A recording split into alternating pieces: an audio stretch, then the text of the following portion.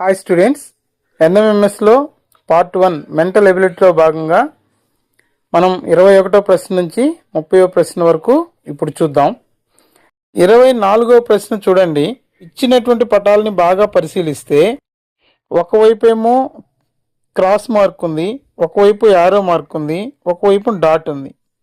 అయితే ఇక్కడ 4 పటాలు ఒకేలాగా కొద్దిగా రొటేట్ చేసినట్టు కనిపించిన చిన్న లాజిక్ ఇక్కడ బాగా గుర్తుపెట్టుకోండి.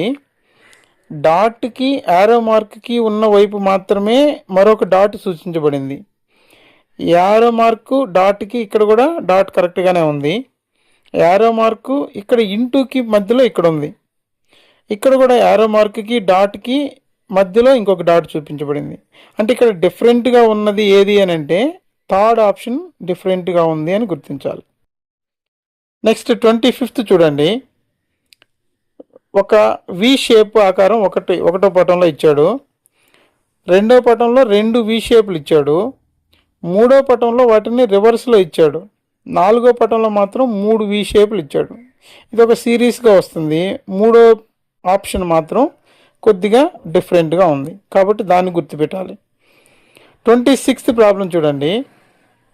ఇక్కడ ఇచ్చిన పటాలు వేరువేరుగా ఉన్నా, ఆకారాలు వేరున్నా సరే ఒక లాజిక్ ఏంటంటే బ్లాక్ షేడ్ చేసినట్టు బాగా గమనించండి. ఆపోజిట్ డైరెక్షన్లో ఉన్నాయి. ఇది ఒకవైపు ఉంటే ఈ పక్కన మరొక వైపు షేడ్ చేసి ఉన్నాయి. ఈ పటంలో కూడా అలానే ఉన్నాయి. ఈ పటంలో మాత్రం 2 వైపులా ఒకే వైపున షేడ్ చేయబడి ఉన్నాయి. ఈ పటంలో కూడా ఆపోజిట్ డైరెక్షన్లో షేడ్ చేయబడి ఉన్నాయి. సో ఇక్కడ కూడా మనకు థర్డ్ ఆప్షన్ అనేది డిఫరెంట్గా ఉంది కాబట్టి థర్డ్ ఆప్షన్ని గుర్తుపెడతాం. 27వ ప్రశ్న చూడండి. ఇక్కడ ఇచ్చినటువంటి 4 ఆప్షన్స్లో ఒకటి డిఫరెంట్గా ఉంటుంది, మిగతా 3 ఒకేలాగా ఉంటాయి అన్నాడు.